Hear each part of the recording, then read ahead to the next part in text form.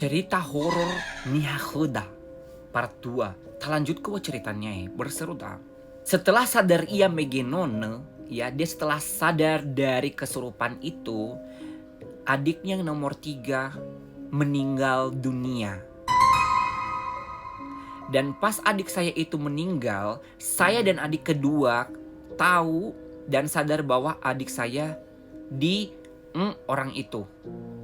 Ini kejadiannya malam Rabu dan pas waktu itu ada persekutuan doa di rumah mereka.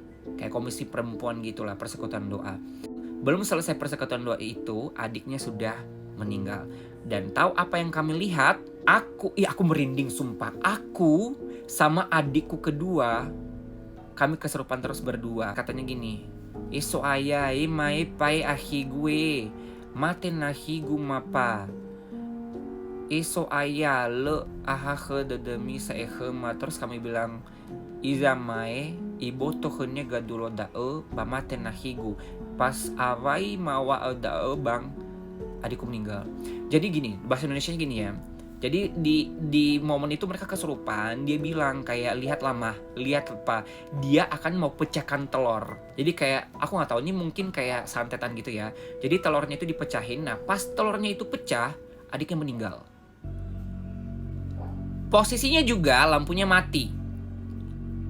Jadi kayak makin sedih lah keluarganya ini. Setelah ini listriknya hidup kembali dan orang-orang pada datang. Dan pada saat itu orang yang melakukan ini datang. Wow. Dan pas sampai di depan pintu saya langsung samperin dia dan bilang, "Ya uga bozo bunuh nahigu, ohem bagi barunia." Dan dia pergi tanpa sepatah kata. Jadi pas orangnya ini datang, si terduga ini kakaknya nyamperin dia kayak, "Lo kan yang bunuh adik gue."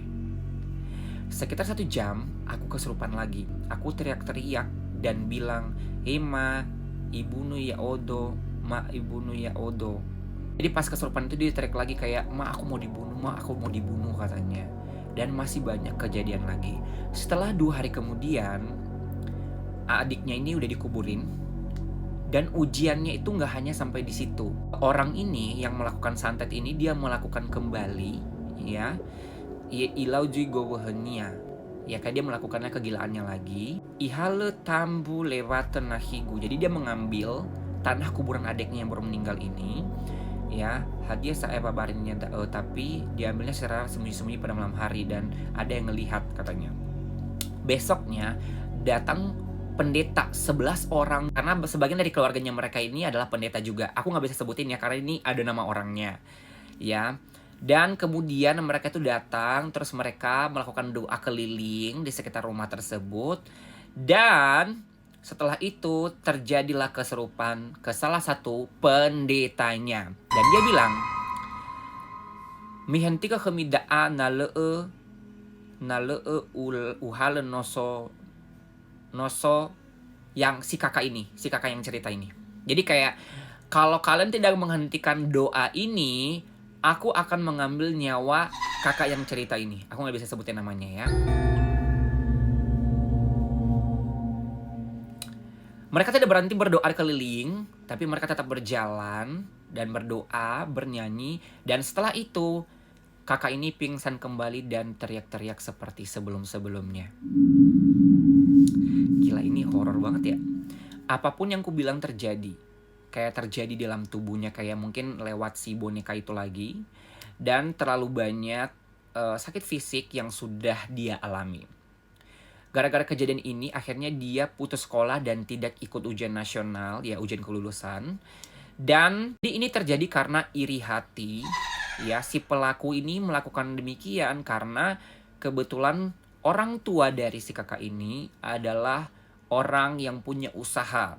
Kalau di Nias bilangnya tuh kayak tokek lah, kayak dia punya usaha, jadi kayak buat beli, jadi kayak penyalur atau distributor ya. Jadi ada namanya iri hati di sini. Jadi ada satu orang sebenarnya pelaku di belakang ini lagi yang mencari tahu seluruh informasi yang ada di keluarga kakak ini. Ya, dia adalah